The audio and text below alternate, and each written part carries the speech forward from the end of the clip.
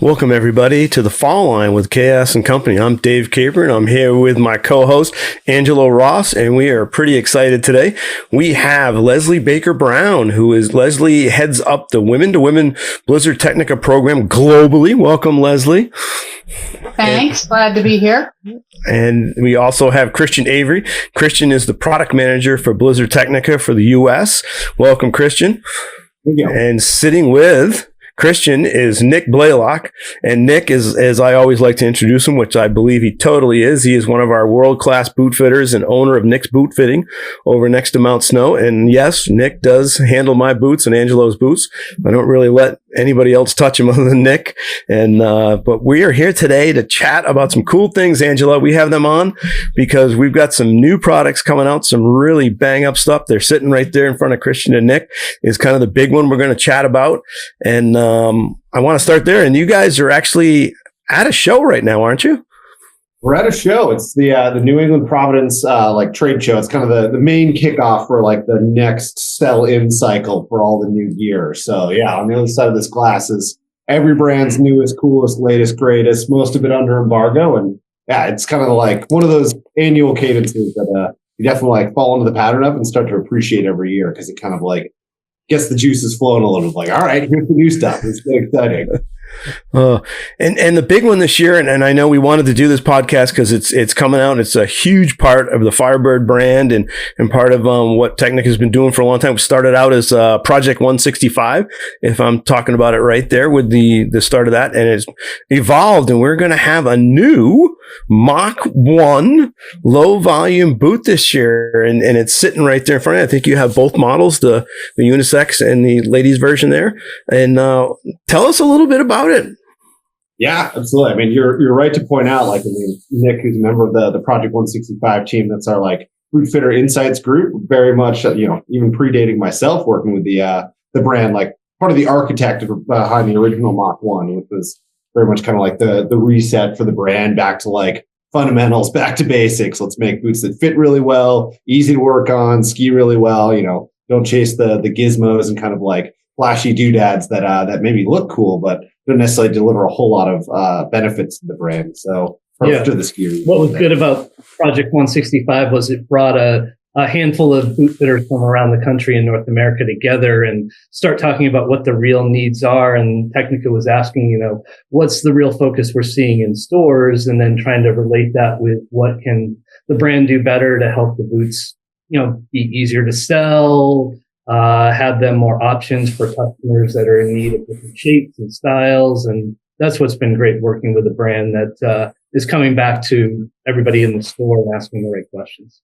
Yeah, Mach 1 very much like the maybe birth or the brainchild of Project 165, but like that philosophy is also trickled across every single one of the products in the line. Like you can see a similar sort of care or attention to are these boots easy to work on? How well do they ski right out of the box?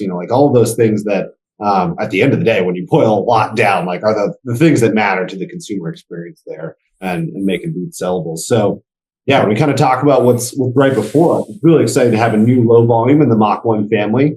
I think most people would know, there's 3 different fits, LV, MV, and HV. They're all tied together from a performance, technology, cosmetic, price standpoint. We're very much one of the things Nick helped craft was a notion that is not very prevalent within the ski industry, which is don't let your foot shape dictate what performance level of boot you're in. If you've got a low volume foot and you're not a very strong skier, you shouldn't be forced to be in a race boot or a low volume, really stiff, aggressive boot.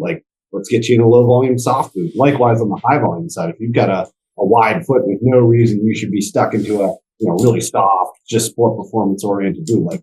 Make sure you've got wide, high performance boots there as well. So, why doing the new low volume for this year is really exciting is, in the entire arc of all the different fit options, we've had different executions of over years. The current low volume has a couple fit issues that I think are fair to say. That got the lowest instep of any boot from any brand anywhere on the market we can find, which, if you have a low instep, maybe is great and a problem solver. But for fitting more feet is not the greatest. So there were definitely some fit things we wanted to update here with Nick and the team. There's also been some performance things we've worked on over the years that have informed other boots, but really taught us a lot about how to make boots more efficient, kind of perform better on the slope there. So yeah, starting with LV not only as like the fit opportunity for cleaning some things up, but also as maybe the package to like utilize to bring some of those performance technologies to market as well. So there's a lot to be excited about for sure. Yeah, and I think on the boot fitting side, the big thing about it is just still going back to more adaptive. So having the boot be able to fit more people in different ways, but having a liner that's still the best out there with the most adaptability, shaping, customizing, and then with plastics that tell a story about individual shapes and lefts versus rights and me versus Christian, just having something feel more individual for the customer. So just to follow up on the instep thing, is that going to make it a little easier on and off? Big time. Yes. I think you guys know what I mean. Yeah. Yeah. The snake bite, that one? Yeah. The snake bite. Yes. Yes. Unbelievable instep and ankle hold, but that comes at a price. And the current ones, which is both getting into the boots is not the easiest in the current execution, as well as getting out at the end of the day when maybe your feet are a little tired and you've had an awesome day on the hill. Like there's that snake bite right into the instep when the two overlaps come together. And again, it's funny, since like the last time we updated LV, I was a passenger on that journey, having just kind of started with the brand. Fast forward to today, where we've gotten the ability to internally 3D scan, like not only our boots, but competitor boots, kind of like get a better sense of what's going on with the internal last of models out there beyond maybe what someone posts that they say the last is. And measuring our current LV against the competitor landscape, it had the lowest instep of any boot we could find. And that includes World Cup race boots that are known to have low insteps and, lower volume in general. So yeah, it makes sense. A lot of the feedback about the snake bite and other things in the current one. And I think people's priorities have changed over the years as well. It's having the snug fit to hold you in place for any motions and any movements with a higher end ski boot, or even these in the 110 flex, just kind of a advanced level boot, but still just being able to get in and out and just more convenience without sacrificing any flex or performance. Yeah. And tell us a little about that T-drive. That T-drive is the big thing on that boot, is it not? Yeah, I mean, from a performance technology standpoint, it's really the cherry on top. I mean, we made a lot of those fit changes, insteps on the ones we mentioned, a little rounder six toe, a little more open ankle pocket as well, slightly more open heel as well, a little bit just kind of more friendly fit overall. Still definitely a low volume boot, maybe a more precise fit within our family. All of those things, I think the ones that Nick was kind of mentioned that open up the fit to kind of allow more people to get into this boot. And then T-Drive for us is what we're really hoping kind of takes it to the next level. So with some of the walking boot projects that we've done in the last couple of years, we've learned quite a lot about how you make boots more efficient with maybe less material or relying a little bit less on some of the things that ski boots traditionally have, which are thicker walls of plastic, maybe stiffer materials to kind of generate the power, the performance, the flex that we need. What we've learned is, from a fundamental standpoint, is when you open up the lever arm in the back of the boot, you give not only the leg more leverage to drive into the ski there, but you also get a more kind of precise lateral roll up as well. All of that lever arm kind of works both fore aft as well as side to side, in making the boot kind of have a more precise, more efficient type of feeling.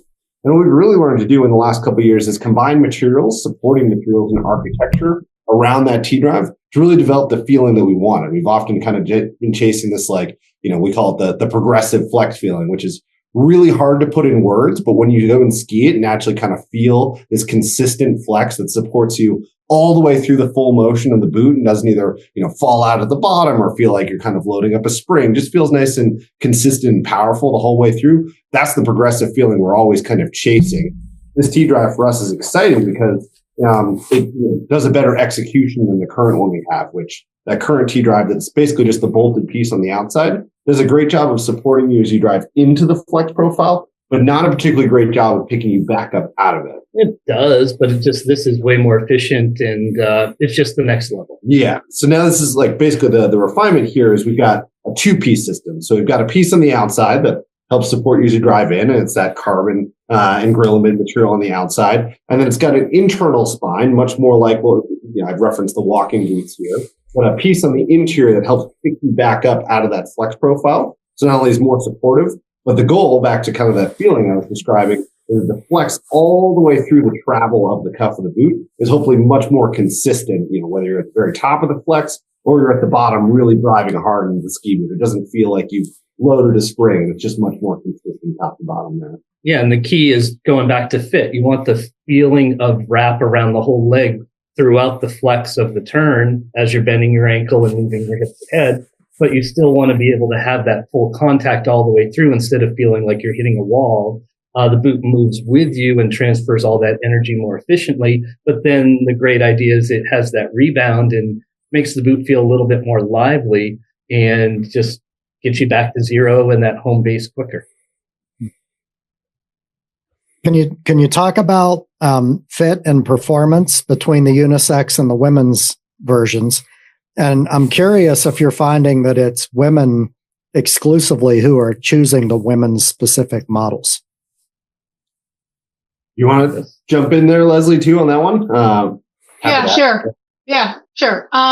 So the women's Mach 1 LV has all those same performance features that Christian just talked about. The T-drive. It's got the higher end step. It's got the, Christian didn't mention it, but they put a little more forward lean into the boot. Easier to get on and off. Thank you very much. Again, that higher end step. What's specific is the cuff. It's a women's specific cuff. It's a little bit lower. It's scalloped to accommodate women's calves that generally sit lower on the leg and sometimes can be larger and hard to fit into to boots. And the liners are completely women's specific. So taking into consideration that a woman's foot generally is a little more V-shaped, so a little wider in the forefoot, a little narrower in the heel, we can make those adjustments in the liner, as well as the different materials that are used for warmth. And also, as Christian has mentioned, adjusting those materials for the higher flexes. Maybe you're going to get a little bit more performance type materials and fit. And as you get into the lower flexes, something that's maybe a little bit softer and more cushy for the women. So yeah, there's a lot that goes into it that's women specific. And it's also worth noting that in all these collections, the LVMVs, Zero Gs, and Coaches, we have a true 22.5. And we can't forget that because that's super important for a lot of women. And to your question there, I mean, like, fit is everything, right? Like, we can make a boot that on paper skis the best it possibly can of anything out in the world. But if it doesn't feel good, if it doesn't fit you, not only are you going to hate it and not be able to probably get on the hill and actually enjoy it, but also, like, it's not going to unlock a lot of those things because you're either fighting material or, moving around in the boot there. So, obviously so much of what Nick spends time doing is trying to match up feet to the right fitting boot there. But also then, when it comes to the product side of things, is making sure that we can marry performance technologies with concepts and kind of like, do the best we can to, as much as possible, direct those different fits and different demographics we're aiming at. So whether that is, the women's group that Leslie was talking about, kind of testing the different fit options there, whether that's the top end models that obviously want a more precise fit than the, maybe more cushy, comfortable bottom end models there. Like, there's a lot of attention because none of the performance matters if the boots don't fit. We frequently joke, like, you date your skis, you marry your boots, and that goes to every piece of the puzzle there. Because again, none of it matters if they're not comfortable, don't feel good. Yeah. And Leslie, you've got a big team across the world for your focus groups and that. How much have they been involved in this Mach 1 revamp? Yeah, so it actually starts with the Project 165 meetings because we have a female on the team. She's a boot fitter out of Telluride, Sam Tischendorf. You've probably heard of her. She's one of the master fit instructors, and a top level. She works at Boot Doctors in Telluride. So she is actually on our Project 165 team. So she comes to all of those meetings. I attend them as well, just to make sure that women's aren't forgotten, which they never are. Christian does a great job making sure we address those. So when we went to the last one, when these guys were testing, it's a 26.5. So Sam and I can't really test it or fit into it, but we took the opportunity and she and I got into a lot of competitors' boots in that low volume and gave feedback to Christian and Matteo, our product manager from Italy, who was there, just on what we liked and didn't like about all these different boots. So as they were working towards the 24.5 and the women's specific versions, they would have some input. And then in July, when the 24.5 mold was available, I brought Sam over to Europe with me and I organized about 8 women from Europe to come in, and had a women's focus group meeting over there. And we tried on the new molds, the new models, and a number of different liners, to be able to say, yeah, this one feels great. This one needs this tweaking. This would be great in the 115 flex. This one's probably more of a 95 type feel. So we did have a pretty involved process with starting with the Project 165 meeting and then moving it to Europe. So yeah, still involved. And then obviously all the colorways and cosmetics and the way they look, we're heavily involved in. Man, that's cool. And Nick, where the rubber meets the road, when it gets put on people and people come in your shop, how is this going to help you or help them to get into the boot? There's got to be some things there. I know with the liner, just obviously the instep helps, but what are some of the things that's going to help folks want to get in this boot? Obviously on the outside, cosmetics that you can see with the shell, picking it up, it's definitely a lighter boot overall, easier to get in. We could talk to people about that. And then T-drive's easy to spot, obviously with the booster strap over to really wrap everything in place. That's all stuff that's visual. The stuff that you can't see on the inside is, the liner has been relasted and reshaped a little bit. And what that means is it's just a little bit more contoured on the inside for a little easier experience right out of the box. So still super moldable, super shapeable. But when you get into it, it's a little more welcoming and a little more adaptable than it has been in the past. Without sacrificing anything of true hold and obviously durability. They're warmer, a little, just since it's more easy to adapt, it just can fit more people's feet more naturally.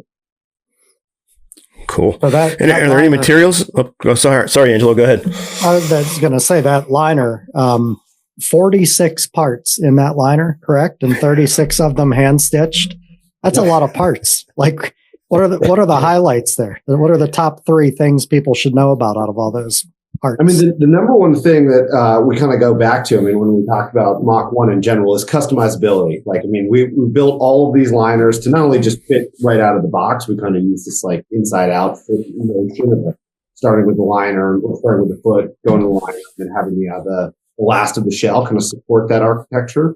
But really a lot of how we're kind of doing all that, creating that shape, creating that customization, is the CAF material. Essentially is an EVA foam on the outside. But the unique property about it is that not only is it punchable and grindable, it is also heat moldable as well. So it gives 3 different options to Nick and whatever other people need to do out to the boots there. So really, if they see an anomaly in a foot, or they see a fit issue they want to address, they can not only take care of it in the liner in a pretty precise way, and that's before even going to the shell materials there. So I'd say that's kind of number 1 and 2 is all of that CAF material in the liner there. But then there's some other subtleties, like we've got some nice neoprene in the collar of the throat of the boot here. It certainly make the boot much easier to get on and off when you kind of are initially going through the top of the liner, and then some a little bit grippier materials once you're down in there. That once you kind of drop into the boot, do a nice job of holding you. And those are some of the consistencies from the unisex boots to the women's boots, that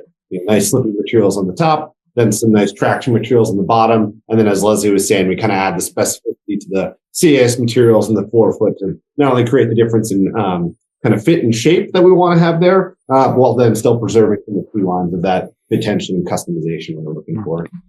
Yeah, and as we know, feet are different left versus right. So having that adaptability of the CAS with the, everybody says customization, but it's more personalization, where the boots can adapt from say me to Christian, but also from my right foot to my left foot can adapt much easier. And I think it's the best liner out there that has that most ability to really personalize and individualize the fit to each skier. Yeah, well, it was really cool. One of the kind of final meetings that I did with Nick and the rest of the Project 165 crew, we were in Alta this last spring, and we got a pretty good kind of final shape of the shell going. A couple of tweaks we did still make after that. But the group was testing the final iterations of T-Drive, making sure we got all the materials to kind of the supporting ecosystem we wanted. But then a ton of the time was just spent testing different liner configurations. Leslie kind of mentioned the women's group doing the same thing, but working with Nick and the team there it's a lot of how does this liner fit my individual foot? How does this liner fit, maybe the target customer that we're talking about there? And then what is the right sort of miles per mile? We want to have that precise fit. We want to have that customization, but we also want to, fit as many feet as possible. And working with Nick's knowledge and the rest of the teams to try and find that like perfect sum average of, the person who's going to be, maybe shopping for a Mach 1, especially on the LV 130, and then declinate that down to 120, 110. And then, like we were talking about, the extrapolation of all the women's boots there. So, it's the exact same concept. And then, again, testing and vetting and making sure that the execution of them is lining up with the intentions as we thought about it. Yeah. And then the other good thing with the liner is it's not specific just to the LV. It's the same liner in the MV and the mid volume and then in the high volume as well, because of your foot shape and the volume of your foot, whether you're skinny foot or wide foot, you shouldn't have to lose out on any adaptability or performance aspects that the boots can offer. Pretty thoughtful. So when I get in that boot, what am I going to notice the most when I click into that binding and start coming down, Nick? What's going to be my sensation? You've seen me ski. You know how I ski. What am I going to notice in that boot? And even before you click into the ski is putting it on in the store, the first thing you're going to feel is picking it up is, the boots have gotten lighter. The lighter just is a nicer feel on your foot without sacrificing any performance or any durability of the boots as well. So the boots have been lightened. I don't know, what's the number, 10%, 150 grams. 150 grams. So that's the biggest thing you'll feel is picking it up. This is a little bit lighter. The other thing is just when you get in, it is a little easier to open up the throat of the boot to get in. And then it's just the liner has a little more welcoming feel. When you click into the ski, after you've done all the personalization and any of that, just that little bit more forward lean aspect, I think puts people in a little more natural stance. Not that the boots were too upright, but I think there was a craze where everybody all the boots got too upright. Now everybody wants to be a little bit more aggressive, and that's person to person as well. But now with the new spoiler system, with the double aspect where you can have, let's say the regular spoiler, and then you can put the a little more 2 degrees of just a little kick forward, and that just clicks right in or clicks off depending on people's leg volume or their needs of where they want to be front to back on the ski. I think that just puts you in a little better stance, and that feeling of security and solidness of what the liner does for wrapping and hold. And then just, not that the shell has changed too much, but it just feels like we changed it in a couple little places to make you feel a little bit more solid all the way around. I'd like to vouch for that spoiler. I ended up putting the additional piece on the back of this spoiler on this R110 behind me. It made a big noticeable difference right now, and it's rock solid. That's a well done piece.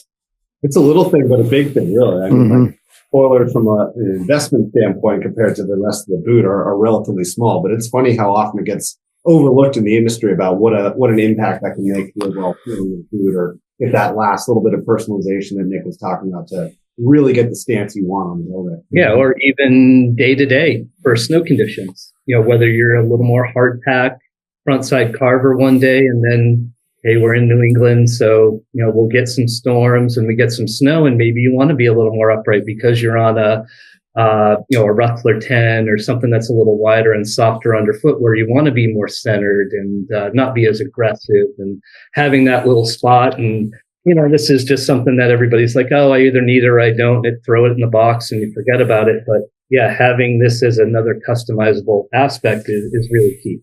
Mm-hmm. Really good. So, you've all skied this boot.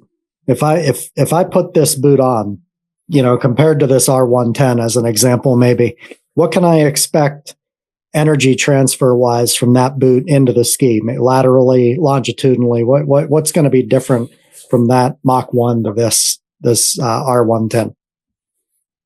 For me, I mean, the first experience was it's a little bit closer than it was in the prior generation. Like I'd say that the previous Mach 1 LV, like it had its own separate performance that was a little bit, further from Firebird. So I'd actually, on a personal level, kind of migrated back toward Firebird boots, having grown up racing, and, not only for the fit, but also the performance. So going with the kind of new execution here, not just in the fit that is particularly a bit more welcoming, but that performance, it's going to be a little bit lighter. You're going to kind of immediately notice it being it. Like it's got a little bit more maybe feedback or connection to the snow. which is nice in plenty of instances versus having that like sort of dull, like race boot type of feeling, which is amazing when you're going 60 and have to like stick your foot into a rut. But when you're just sort of kind of like in tune with the trail and skiing through the woods, like having a little bit more kind of feedback from the snow is quite nice.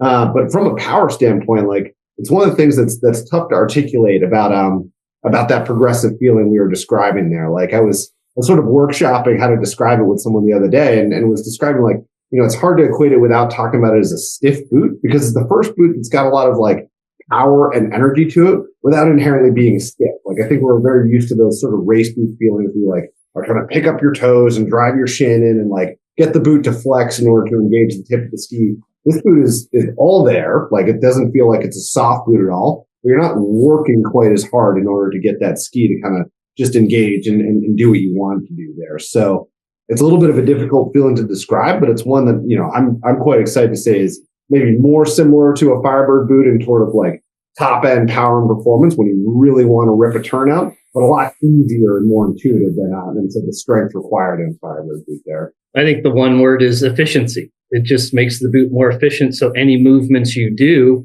whether you're in the top of the line, the 130, the stiffer style boot, or down into the 110, maybe you don't weigh as much or you're not as aggressive, just any of those movements are much more efficient with the new T-Drive.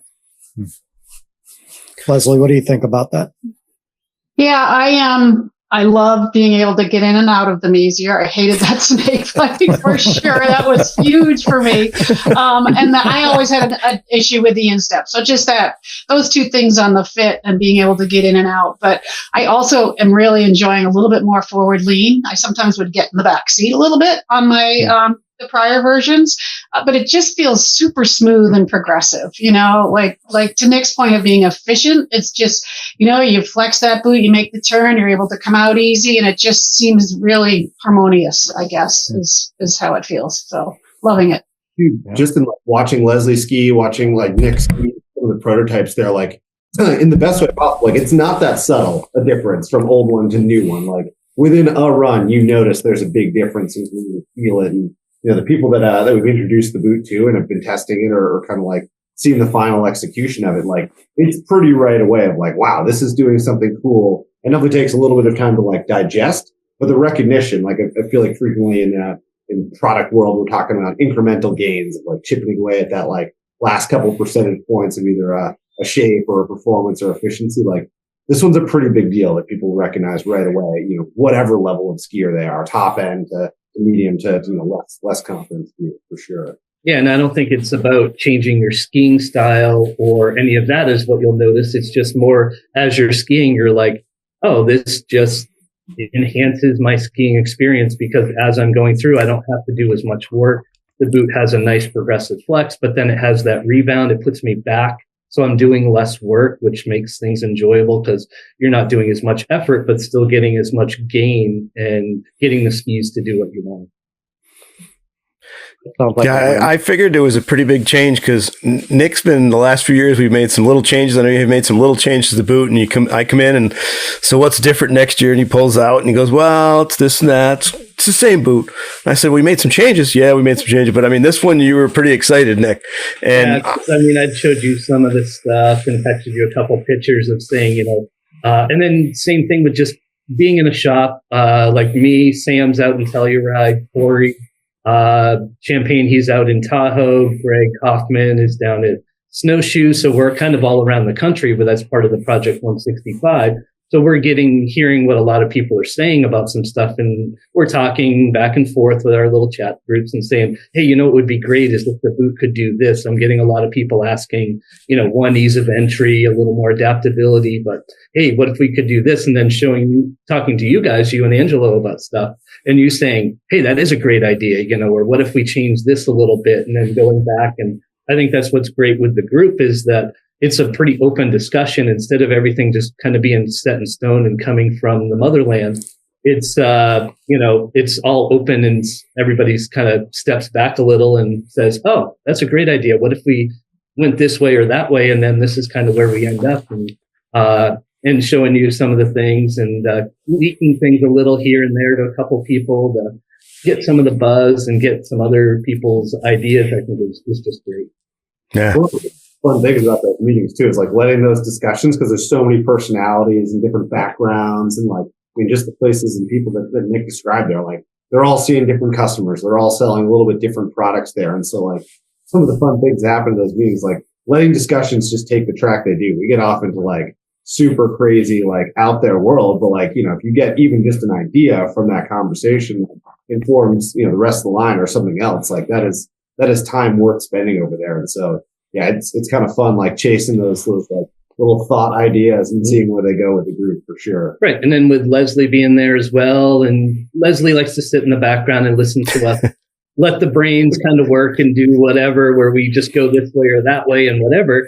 And then hearing what the women's to women's focus group is talking about. And then, hey, I didn't think of it that way. And that's what's really great to circle back on as well and kind of have some checks and balances, but also just to have different viewpoints and different ideas out there is, nothing's off the table. So the cool thing with this is a 25, 26 boot, both of those boots coming out, but they are in limited supply, going to be available and are already, I know, in a few shops, and going to be, I think, Nick, you've had a couple in, and that's kind of the thing. There is going to be ability to get into this boot if they're on the ball. Some folks, how do they do that? Now, there's certain shops that are going to see more of them than others. Yeah, we kind of like piloted it with some specialty shops just to like, boots are fickle, and that like not only do they take a little bit of time to like have people understand the fit profile of them, the changes made, and kind of like, line that back up with the consumers that come into their store. So we did a pretty focused intro program in the fall here. Like obviously Nick was a part of that, and not only like kind of letting rubber meet the road to some extent, but also like giving some feedback back. And then starting this week, they'll be open a little bit more broadly, like the embargo date for them than lifts. Like you can actually see a picture of what this boot looks like online versus just maybe hearing the whispers of it's coming news. So yeah, I would recommend not only kind of keep an eye out online, but also like your locally specialty boot fitter that carries that kind of stuff. Like the goal is to definitely have some of these starting to work into the market in the key spots. Cool. And speaking of that, I can't have all of you here, especially Leslie and you, Christian, and not talk about some of the cool stuff. We talked last year at the end of the season, Christian, about the Anomaly coming out in that series. And we couldn't get those real available last year. It was pretty held tight. Angelo and I did get on a pair end of the season, which was cool. We've definitely been on them this year. So how is that going? And if folks haven't heard about the Anomaly series, you want to chat about that a little bit? It's been really good. Yeah. I mean, as you're pointing to, like that's a pretty sizable change for the brand. I mean, last year we were talking about, we keep air quotes saying putting the bulls to bed, but putting the Brahmas and Bonafides and Cochise collection and all those skis on the men's side, kind of like, sunsetting that collection of skis that have been brand identifying for such a long time. I mean, those were the cornerstones of the brand for the last decade, basically, that people would identify from the ski side of things. So moving in a new direction there, not only in the name and sort of identity of the skis, but also top to bottom, new waist widths, new constructions, new shapes. And yeah, I mean, I would say early indicators for us have been really good, like having a lot of buzz around just the what is it? Like, what has the brand done that was worth putting a Brahma and a Bonafide, out to pasture there? So like, it's been good, still super early. I mean, in New England here, like, the kind of season is just getting rolling now. And I think people are, not only having made a couple decisions on gear, but, maybe diving into a little bit more now they've seen the conditions, like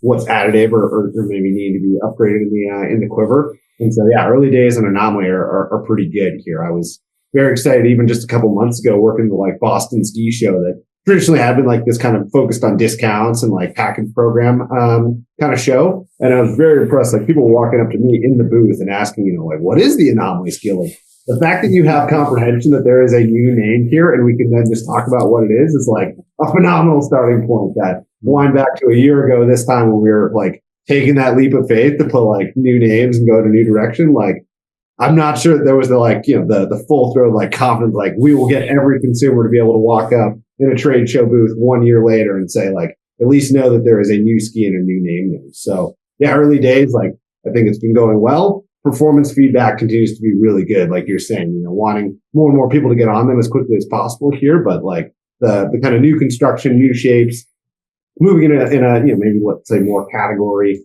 centric is like the needs in that space have evolved a little bit, but still with the Blizzard kind of through line there. Like the people that love Brahmas for certain reasons in the prior generation, hopefully will love the Anomalies for the same reasons, while then opening up maybe capabilities of them to go different places on the mountain than a Brahma or a Bonafide could before. So yeah, the hope is that, I mean, everything that the brand does well, we've just kind of taken to that next level on the ski side and do it in a fresher name, fresher cosmetic, new story, trying to be different. There's like the whole concept is there are so many all mountain skis out there. Like, how can we just try to cut through the noise a little bit and like be different, look different, sound different, tell a different story, like, rise above a little bit there. Yeah. How about leading the charge in terms of sales, the Black Pearl? Leslie, do you want to talk about that? Yeah, sure. It was a little bit of a nerve-wracking year changing one of the best-selling skis in the industry out there. I lost a little sleep, and I think I drove Christian crazy with, when are we getting the next prototype? When do we get to test this and send it out? We went through the most extensive prototype testing that we have, I think, ever. I think we had 8 different tests throughout the year with different prototypes each time, with the different new waist widths, getting a variety of levels of female skiers on them. Yeah, it was pretty intense, but we're really happy with the result that came out of it. Yeah, and while the Black, unlike sort of the Bull series that they put to bed and came with a new name, really the Black Pearl is a little bit more of an evolution. It hadn't really lost its shine or success. It's a super versatile ski and works for a huge range of women. However, the construction is completely new. It follows what the Anomaly skis are doing, but when you look at it in detail, there's no 2 pieces in the Black Pearl that are the same as in the Anomaly. There's and we've added metal to the Black Pearl, whereas before the metal was just a plate underfoot. We have basically a full sheet of Titanol in the ski, but it's in 3 pieces. It's this new flux form construction, and there's just one full sheet, whereas Anomaly has the 2. It has the top sheet that's in 3 pieces like the Black Pearl, but then it has another full sheet of metal. So, and then the True Blend wood cores have a completely different high cut to them. So there's a lot of differences between Anomaly and Black Pearl, and we really work to make them women specific, more playful. And I just want to also come back to the Titanol aspect, the metal. A lot of people go, oh my God, they added metal. It's going to make them hard to ski. And it really doesn't. Metal can have such great benefits in terms of the dampness, the smoother flex profile. And because this piece of metal is actually in 3 sheets, it still allows them to be torsionally a little bit more friendly and playful. So I think what we've done has, how do you make a great ski greater? I'm really thinking that we did, and everybody that's gotten on them is like, whoa, how'd you do that? And we did change waist widths. 88 is still that sort of benchmark waist width that has super versatility. Then there's an 84, and then there's a 94, which was a 97. And I'll tell you that 94, I'm a Black Pearl 88 every day, all day, but I get on that 94 and it's an awesome, really fun ski. So yeah. And another thing is, we talked about weight in the boots, and people probably think that, they added metal to the Black Pearl, it's going to be heavier. It's actually lighter. We don't like to focus too much on weight because you want the right weight, not lightweight. But they are a little bit lighter. So really exciting. I was really excited when I learned about True Blend technology. Would one of you talk about that and tell folks what it is? Because I found that very exciting when I learned what that was.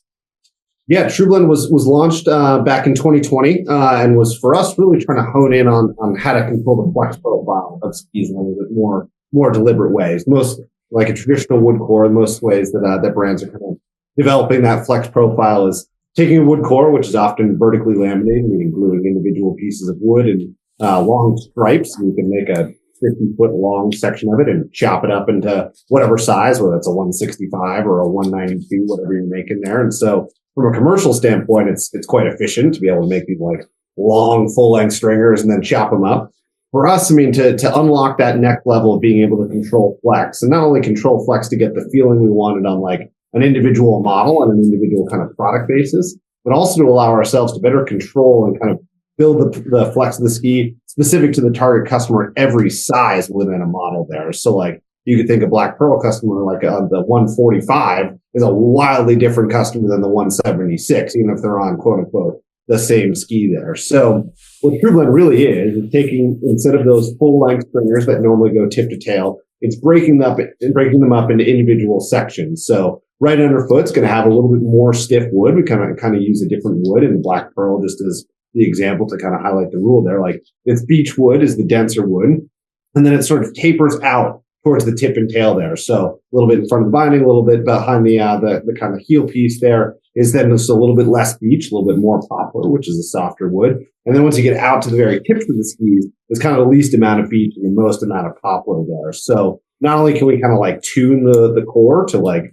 the performance we want, to have the amount of power we want, but also by having soft tips and tails that roll, kind of like build the flex towards the middle of the ski, you end up being able to have a ski that has a ton of power and energy built into it, but isn't as hard to use. You've got that soft tip that can engage, get into the turn, kind of initiate the beginning, and then build that flex towards the center of the ski. And then as you get again towards the tail of the ski, where it's then getting a little bit softer the further you get back, it can then release it and have it, kind of that nice closure and finish to the turn there. So it was really a lot of work in kind of chasing this feeling we wanted to achieve.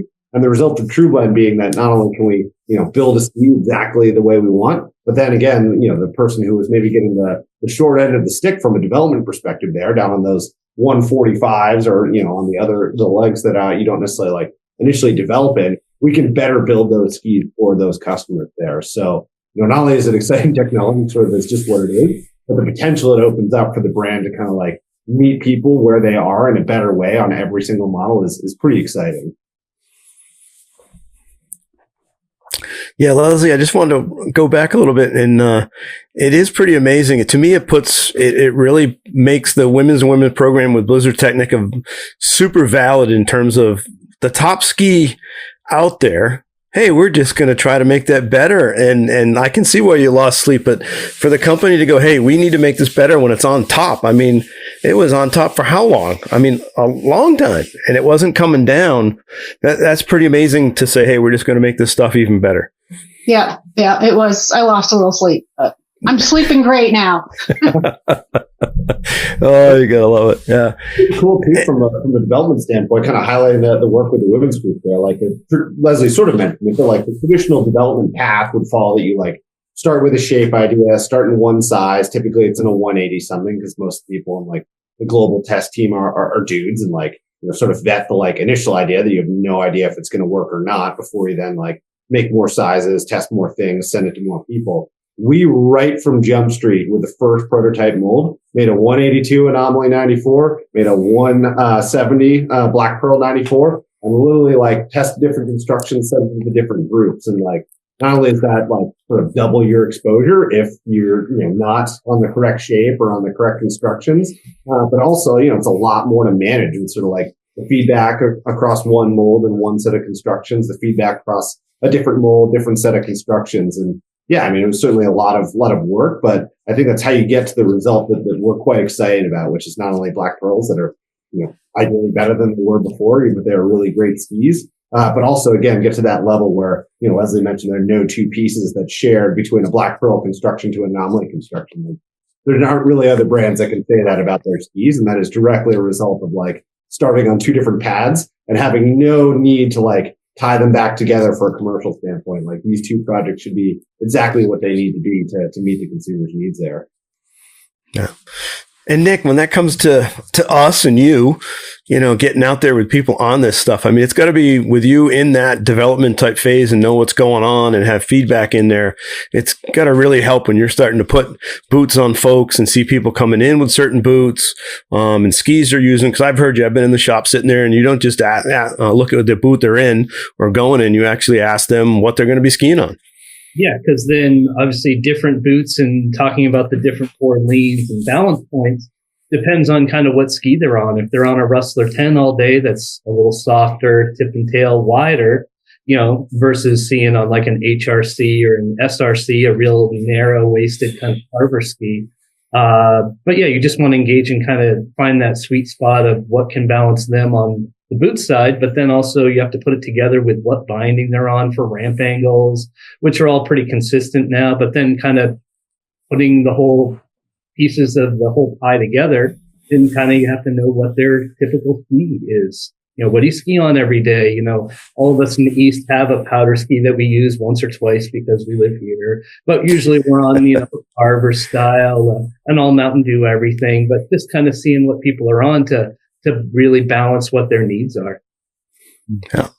And then the amazing thing is those of us that are pulling some of our Tecnica liners out of our Tecnicas and putting them into certain boots, like my Tele boot. Because it's way more comfortable, I have to say. And Angelo, you just did that, didn't you? I just did last week, and I've been on them about 4 or 5 times. I took a liner from last year's R110 and put it in a Scarpa TX Pro last week, and really, I'm digging what it did to not just the fit, but the performance too. It's a much more solid connection between me and the boot and the ski for sure.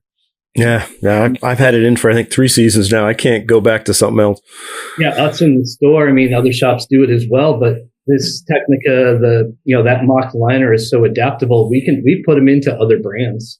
It doesn't have to be into this boot, but something that's that shape from another brand works really great as a second tiered liner to put in to, since that person maybe doesn't want to buy a new boot, but really love that shell, but their liner packed out really quickly or doesn't have the adaptability. Well, hey, let's take this Tecnica liner and we've moved it into other brands and had pretty good success. Yeah, because when you heat that, you were pushing around in my boot, you were pushing around some of the material into certain areas to kind of fill up space. Yeah, you got that pump bump in your heel, and you can really heat that up and shape and kind of develop as needed. You got it a little offset on the heel to the outside. Some people have it dead center. Some people's ankles or whatever, but being able to heat it and to mold into different shapes. Christian probably doesn't like hearing that Tecnicas are going into other brands, but well, yeah, exactly. But yeah, that's what's really neat. And then just I don't know, I've got the something or. Yeah, I was going to say, I can't say that in a Project 165 meeting we've talked much about Firebird liners going into boots, but my foot is way more comfortable than it used to be, Christian, I have to tell you. That's good to hear.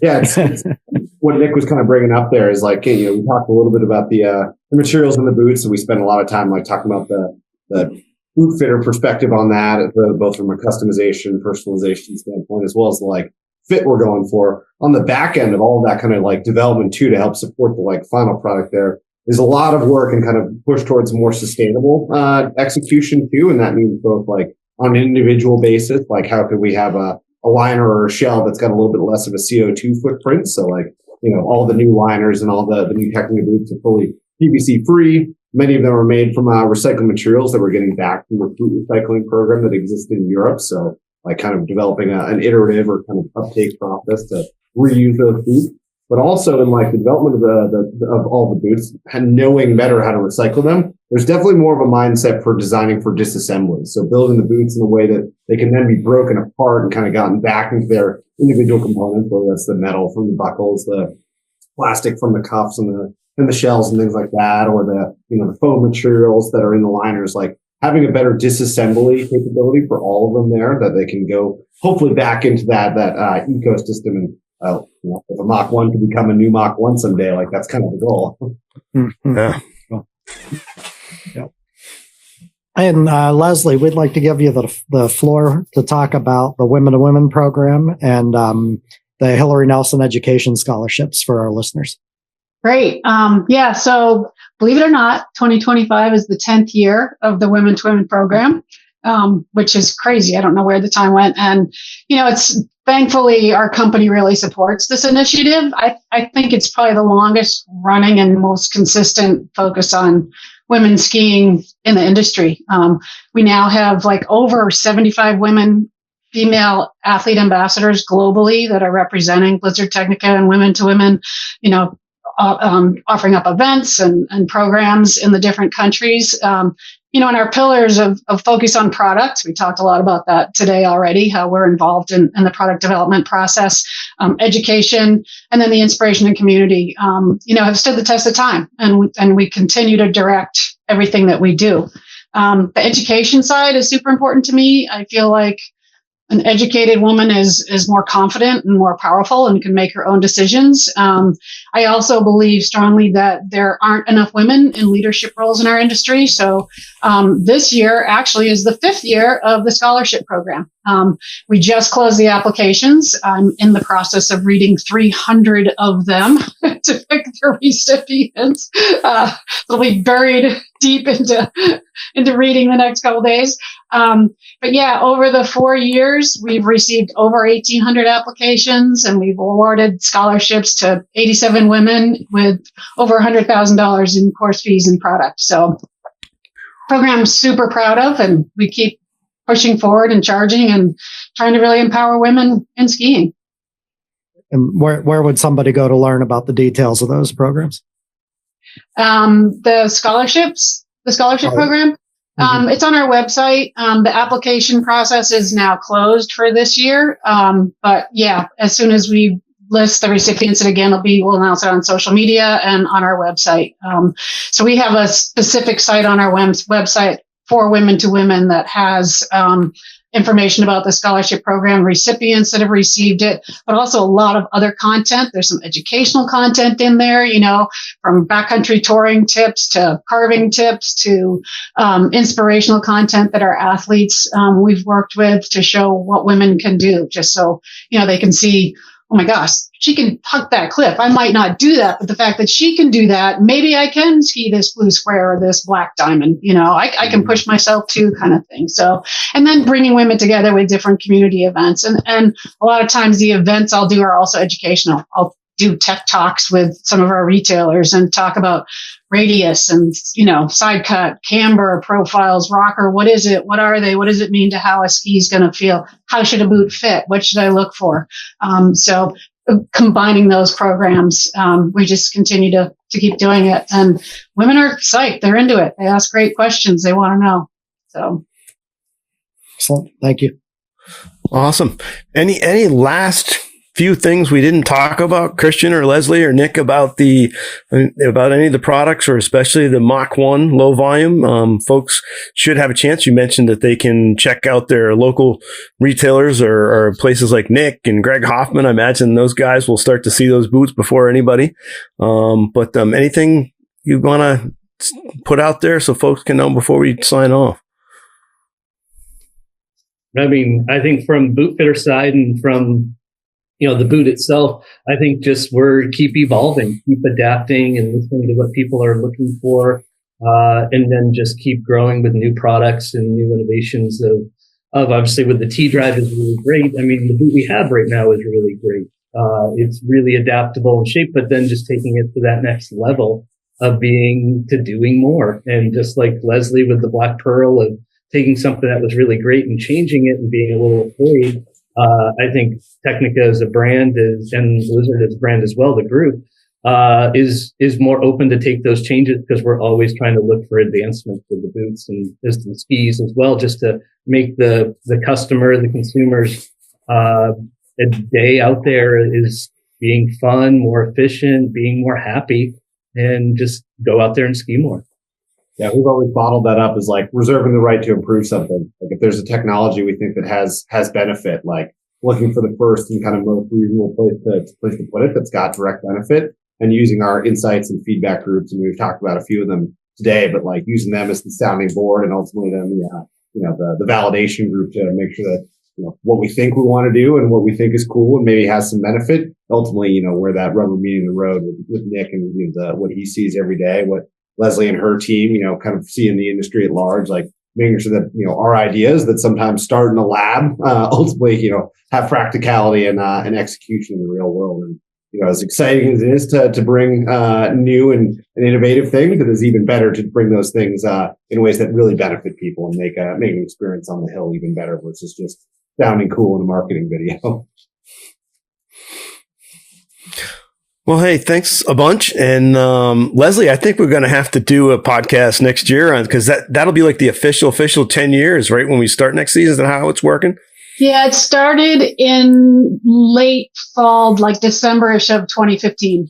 So so maybe we can bring a couple of the athletes on and some of the lady athletes and chat. That'd be awesome. Yeah, And, there's a few still around that were at those first meetings, so have been involved the full 10 years. Yeah. That'd be super cool. And I have to say to all three of you, as your friends and sponsors of the podcast, it's been really great. And Angelo and I definitely love the support. And I know our listeners out there like the support to keep the podcast going and keep us on snow with some great gear. So we're definitely enjoying it. And Angelo, I don't know if you want to say anything before we sign off. It's been a pleasure. And I think that 10th year anniversary thing next December, I'm just going to suggest we do that on snow. Yeah. I like that idea. That would be super cool. Yeah. It's been great seeing all of you again and chatting with you. Thanks for coming on. Yeah, thanks everybody. For having us. Yeah, it's been awesome. Hopefully I'll be coming to see you soon, Nick, with a pair of those boots. Yeah, and if you're looking for them, I have them in stock. So, All righty. I'll be over. All right. Hey, everybody. This has been The Fall Line with Chaos and Company.